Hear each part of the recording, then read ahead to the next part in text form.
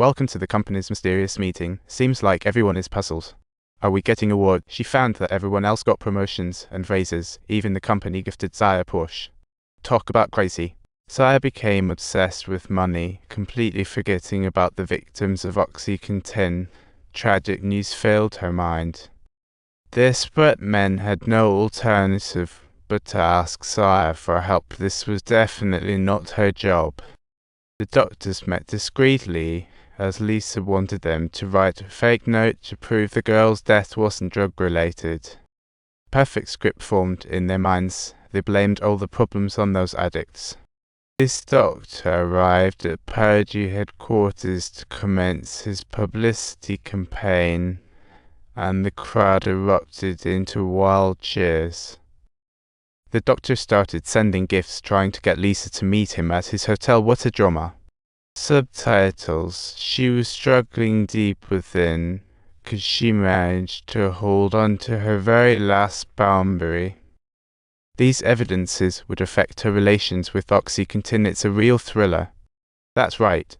One professional press conference could change the crisis, and things took an unexpected turn here. Curly-haired lady meets the doctor, who pulls out a box of tapes containing medical curiosities. Dr. Liang tells her the data shows addiction rates as low as can be unbelievable. The curly-haired lady realizes the so-called landmark research isn't worth mentioning at all. The Purdue team is actually using this data as a shield, or are they joking with the public? Subtitles. She found a grey-haired expert to confirm that past studies were completely unreliable. Subtitles. This is exactly why the FDA permitted Purdue to claim low addiction rates. What an absolute joke. Remember how Purdue dealt with those decision makers from the last episode? The curly-haired lady rushed to the FDA only to find a new face that made her laugh and cry.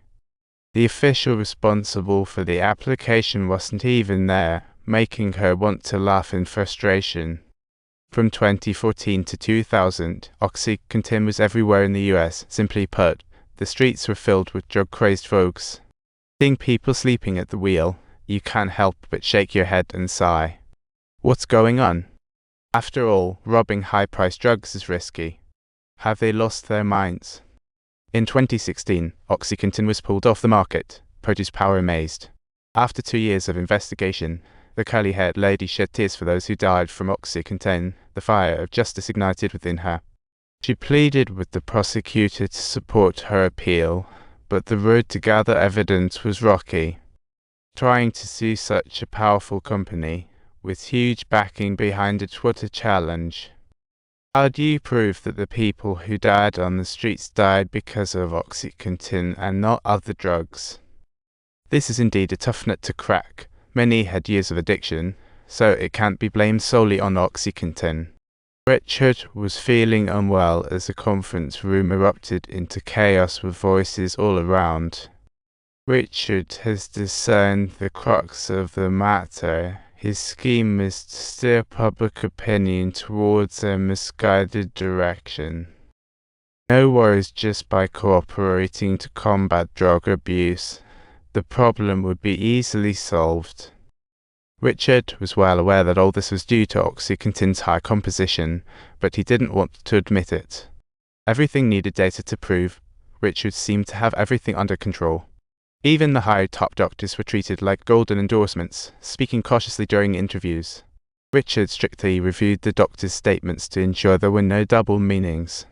If the media can guide smoothly, public opinion will calm down. It's a game of opinion manipulation. Their fame was well known across the US, with supporters flooding in like a tide. So, once doctors spoke on TV, the cause of this was blamed on the few abusers. The ingredients on the packaging were obvious. It became a shifting game of responsibility. All this fault went to the addicts and every opioid on the market. In the end, this crisis was successfully averted. What a helpless joke. However, the good times didn't last long as the curly-haired lady submitted her investigation report to Congress. This hearing was serious business.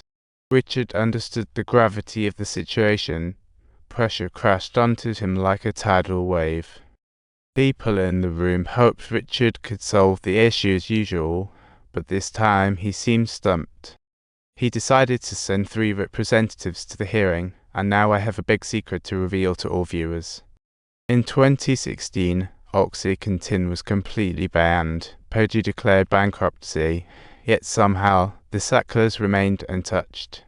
This was the brilliance of Arthur Sackler, while Richard Sackler perfectly replicated his shrewdness. Jack's tragedy wasn't just about drugs, it's how everyone around him had their lives changed. Ever since the doctor said getting high felt better, Jack secretly stashed away 40 OxyContin pills, feeling guilty inside. If you like, don't forget to subscribe. I mean, a single click can make my day.